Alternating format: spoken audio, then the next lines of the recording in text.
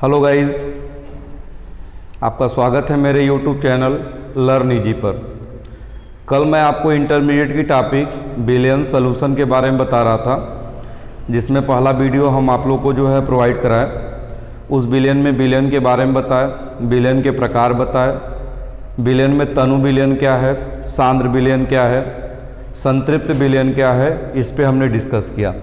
आज के लेक्चर में देखिए बिलेयता के बारे में बताएंगे। आज का क्लास इंपॉर्टेंट भी होगा कम्यूटेटिव एग्जामिनेशन के उद्देश्य से, और प्लस जो हो गया होम एग्जामिनेशन के उद्देश्य से। इसमें हम पढ़ाएंगे आप लोग को बिलेयता, सॉल्युबिलिटी है क्या। अब जैसे आपने जल लिया, जल में नमक मिलाया तो कितना नमक घुला, ठीक है, तो आपका जो है सॉल्युबिलिटी जो है ये बहुत ही ज़रूरी है। और ये होम जो किचन होता है इसमें सबसे ज़्यादा यूजफुल है। जैसे हम खाना बनाते हैं, सब्जी बनाए या कोई भी आपको द्रव्य पदार्थ बनाते हैं, तो उसमें कितना चीनी या कितना नमक मिलाएंगे ये मस्ट होना चाहिए। अब चीनी ज़्यादा हो गया तो भी दिक्कत है, नमक ज़्यादा हो गया तो भी दिक्कत है, यानी कम्बिनेशन कितना होना चाहिए, वही मेन आपका है बिलेयता। बिलेयता का मतलब होता है 100 ग्राम विलायक, 100 ग्राम विलायक को संतृप्त करने के लिए बिले के जितने ग्रामों की आवश्यकता होगी, ध्यान सुनिएगा, विलायक के 100 ग्राम को संतृप्त करने के लिए बिले के जितने ग्राम की आवश्यकता होगी उसी को हम कहते हैं बिलेयता। इसका मतलब विलायक को बढ़ाएंगे तो बिले के ग्राम बढ़ेंगे, विलायक को अगर घटाएंगे तो बिले के ग्राम घटेंगे। 1 लीटर शरबत बनाना तो उस हिसाब से चीनी मिलाएंगे, और 10 लीटर शरबत बनाना है तो उस हिसाब से हम चीनी मिलाएंगे। तो बिलेयता का मतलब हो गया 100 ग्राम विलायक को संतृप्त करने के लिए बिले के जितने ग्राम की आवश्यकता होगी उसी को हम नाम देंगे बिलेयता। और बिलेयता में ताप एकदम स्थिर होना चाहिए, ध्यान देना है, स्थिर ताप पर। ताप में अगर वृद्धि होगी या कमी होगी तो बिलेयता प्रभावित होगी, ध्यान देना है। यानी बिलेयता का जो प्रभाव है वो ताप पर निर्भर करेगा। तो ये सारा जो डिस्कशन होगा निश्चित ताप पर। निश्चित ताप पर 100 ग्राम विलायक को संतृप्त करने के लिए बिले पदार्थ के जितने ग्राम हम यूज करेंगे उसी को कहते हैं बिलेयता। तो बिलेयता को प्रभावित कौन करेगा? पहला चीज हो गया ताप, क्योंकि ताप निश्चित है, ताप को बढ़ाएंगे बिलेयता बदल जाएगी, या तो बढ़ेगी या तो घटेगी। बहुत से ऐसे विलयन होते हैं जिसमें ताप बढ़ाने पे बिलेयता बढ़ती है, बहुत से ऐसे भी सबस्टेंसेस हैं जिसको मिलाने पर आपको बिलेयता घट जाती है, जैसे कैल्शियम क्लोराइड, ठीक है। तो बिलेयता आप लोग क्लियर कर लिए। अब आते हैं विलयन की सांद्रता। सांद्रता की आवश्यकता क्यों पड़ी? हमने कल डिस्कस किया था कि पदार्थ के 2 प्रभाव होते हैं, एक तनु और एक सांद्र। तो तनु विलयन अलग होता है, सांद्र विलयन अलग होता है। तो सांद्रता पर किन किन कारकों का प्रभाव पड़ेगा या सांद्रता कैसे प्रभावित होगी?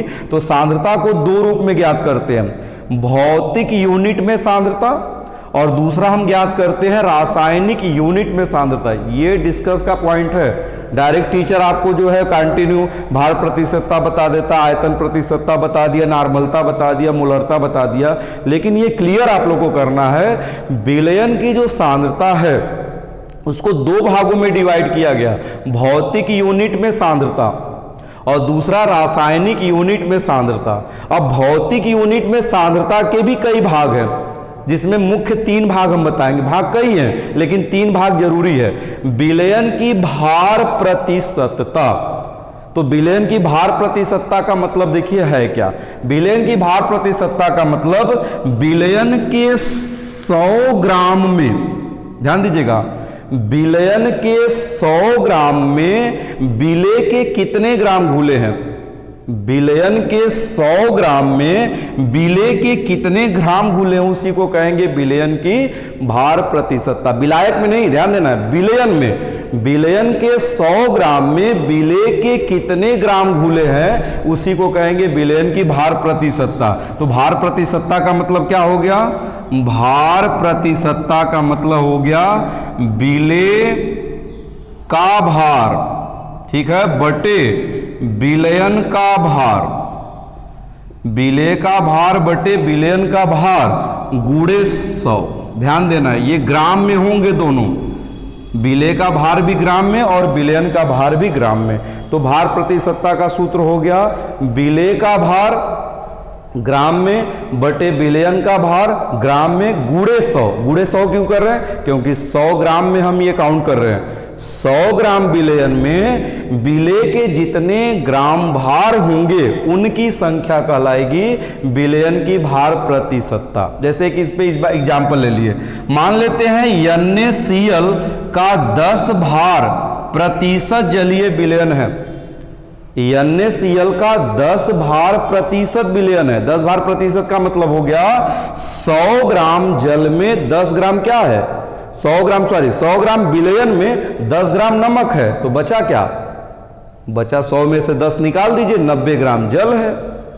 यानी 100 ग्राम विलयन में 10 ग्राम नमक है NaCl, तो बचा क्या है? 100 में से आप 10 निकाल देंगे, 90 ग्राम जल है। ठीक है, क्लियर। दूसरा देखिए, विलयन की आयतन प्रतिशतता। नाम है आयतन, भार को ग्राम में निकालते हैं, आयतन को किस में निकालेंगे? मिलीलीटर में।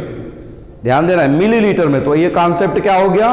100 मिलीलीटर में या विलयन के 100 मिलीलीटर में विले के जितने मिलीलीटर की संख्या होगी उसी को कहेंगे विलयन की आयतन प्रतिशतता। यानी 100 मिलीलीटर विलयन में विले के जितने आपके मिलीलीटर की संख्या होगी उसको कहेंगे विलयन की आयतन प्रतिशतता। तो आयतन प्रतिशतता का सूत्र क्या होगा? आयतन प्रतिशतता का मतलब हो गया विले का ml भाग और विलयन का ml भाग। विलयन का आयतन ये हो गया ml में और विले का आयतन ये भी किस में होगा? ml में। हम काउंट किस में कर रहे हैं? 100 में, तो गुणे 100 कर देंगे। यानी विले का आयतन मिलीलीटर में बटे विलयन का आयतन मिलीलीटर में और गुणे 100, तो ये हो जाएगा विलयन की आयतन प्रतिशतता। जैसे हम एक प्रश्न कर दिए, एथिल एल्कोहल का 25% जलीय विलयन है। एथिल एल्कोहल का कितना? 25% जलीय विलयन है। इसका मतलब 100 ml विलयन में 100 ml विलयन में 25% एल्कोहल है। तो बचा क्या? 100 में से 25 घटा दीजिए। अब 100 में से 25 घटा दिए 75, तो 75% क्या है? उसमें जल मिला है। ठीक है। अब यहां देखिए, तीसरा जो है भौतिक यूनिट में सांद्रता निकालने का रूल है ppm में सांद्रता। ppm का पूरा मतलब समझिए, पार्ट पर मिलियन। मतलब मिलियन का मतलब होता है 10 लाख। ये दोनों देखो 100 में निकाला गया है, ये अब निकाला जाएगा पार्ट पर मिलियन में सांद्रता। तो पार्ट पर मिलियन में सांद्रता का मतलब हो गया विलयन के 10 लाख में विले के कितने घुले हैं, कितने आपके ग्राम भार हैं, उसी को कहेंगे ppm में सांद्रता। तो ppm में सांद्रता का सूत्र क्या हो जाएगा? ppm में सांद्रता का सूत्र जो होगा विले का भार बटे विलयन का भार कितने में? 10 लाख, 10 के घाते 6। तो ये ppm में सांद्रता हो गई। तो ये 3 चीज आप लोग को एकदम क्लियर करना है। ये बहुत ज्यादा ही आपका जो हो गया इंपॉर्टेंट है। विलयन की ग्राम भार प्रतिशतता, भार का मतलब ग्राम में, यानी विले का ग्राम भार बटे विलयन का ग्राम भार गुणे 100, क्योंकि हम 100 में काउंट कर रहे हैं। विलयन की आयतन प्रतिशतता, आयतन का मतलब ml, विले का ml बटे आपको विलाय का आयतन ml में गुणे 100। ppm में सांद्रता, विले का भार बटे विलयन का भार गुणे आपको जो हो गया 10 के घाते 6, क्योंकि ये मिलियन में काउंट की जा रही है। 1 मिलियन में 10 के घाते 6 यानी 10 लाख होता है। ये क्लियर हो गया आप लोग को पहली टॉपिक भौतिक यूनिट में। अब आइए बच्चों जो है दूसरी टॉपिक पे चलते हैं, रासायनिक यूनिट में सांद्रता। तो रासायनिक यूनिट में भी सांद्रता के कई भाग हैं, जिसमें हम 2 भाग ये पढ़ाएंगे। इसके बाद और भी भाग होंगे। नॉर्मलता के बाद आएगा मोलरता, मोललता, मोल प्रभास, तो ये आगे की क्लास में क्लियर होंगे। रासायनिक यूनिट में सांद्रता में पहला है विलयन की ग्राम प्रति लीटर। कॉमन सेंस से सीधे सीधे परिभाषा में ही इसका उत्तर है ग्राम प्रति लीटर, यानी 1 लीटर में कितने ग्राम घुले हैं। बिलियन के 1 लीटर में बिले के ग्रामों की संख्या को कहेंगे बिलियन की ग्राम प्रति लीटर सांद्रता, और सांद्रता को डिनोट करते हैं यस से। सांद्रता का जो रिप्रेजेंटेशन होगा क्या होगा, यस है। तो ग्राम प्रति लीटर सांद्रता क्या होगी, ग्राम प्रति लीटर सांद्रता, इसका सूत्र हो गया बिले का भार, बिले का भार बटे बिलियन का आयतन। ध्यान देंगे बिले का भार किसमें है, ग्राम, तो ग्राम लिख दीजिए, प्रति का मतलब बटे हो गया, बिलियन का आयतन किसमें होगा, लीटर में। सिंपल सी बात हो गई। तो ये ग्राम प्रति लीटर सांद्रता का मतलब हो गया बिले का भार बटे बिलियन का आयतन, उसको हम कहेंगे ग्राम प्रति लीटर सांद्रता। और ग्राम प्रति लीटर सांद्रता को किससे रिप्रेजेंट करते हैं, यस से। ठीक है, अब आ जाते हैं बिलियन की नॉर्मलता पे। इसका आप लोग स्क्रीनशॉट लेना चाहें तो ले लीजिए, या इसको नोट कर लीजिए आप लोग। हाँ, अब आइए बिलियन की नॉर्मलता पे। नाम ये नॉर्मलता, नॉर्मलता है क्या, 1 लीटर का बिलियन है, तो 1 लीटर के बिलियन में बिले के ग्राम तुल्यांकों की संख्या, ग्राम तुल्यांक का मतलब, ग्राम तुल्यांक का मतलब भार बटे तुल्यांकी भार। और तुल्यांकी भार क्या है, ये आप लोग 11 की क्लास में क्लियर किए होंगे, और ये चीजें 11 में भी है, ये चीजें आप लोग को 11 में भी जब शुरुआत किए होंगे दूसरा चैप्टर, तो उसमें ये चीजें पूरा है। ये आप लोग को बिलियन में भी है जो आगे काम देगा। तो बिलियन की नॉर्मलता का मतलब 1 लीटर बिलियन में बिले के ग्राम तुल्यांकों की संख्या को बिलियन की नॉर्मलता कहते हैं, जिसको किससे शो करेंगे, कैपिटल एन से। तो नॉर्मलता का जो सूत्र होगा, नॉर्मलता का मतलब हो गया बिले के ग्राम तुल्यांक, बिले के ग्राम तुल्यांक बटे बिलियन का आयतन, बिलियन का आयतन वो भी किसमें, लीटर में। यानी 1 लीटर बिलियन में बिले के ग्राम तुल्यांकों की संख्या को क्या नाम देंगे, बिलियन की नॉर्मलता, जिसको किससे रिप्रेजेंट करेंगे, कैपिटल एन से। अब हम बताएं ग्राम तुल्यांक का मतलब, ग्राम तुल्यांक का मतलब होता है पदार्थ का भार बटे तुल्यांकी भार। अब पदार्थ होगा क्या, किसी भी बिलियन में जो पदार्थ हम मिलाएंगे वो बिले, तो हम पदार्थ लिखें या बिले लिखें, दोनों की मीनिंग एक ही है। इसका मतलब बिले के ग्राम, इसको पूरा अगर डिटेल करें, बिले का ग्राम या बिले का भार किसमें, ग्राम बटे तुल्यांकी भार, बटे आपका तुल्यांकी भार। अब पूरे के बटे क्या है, बिलियन का आयतन, बिलियन का आयतन। ठीक है, इसको और थोड़ा सा डिस्कस करते हैं।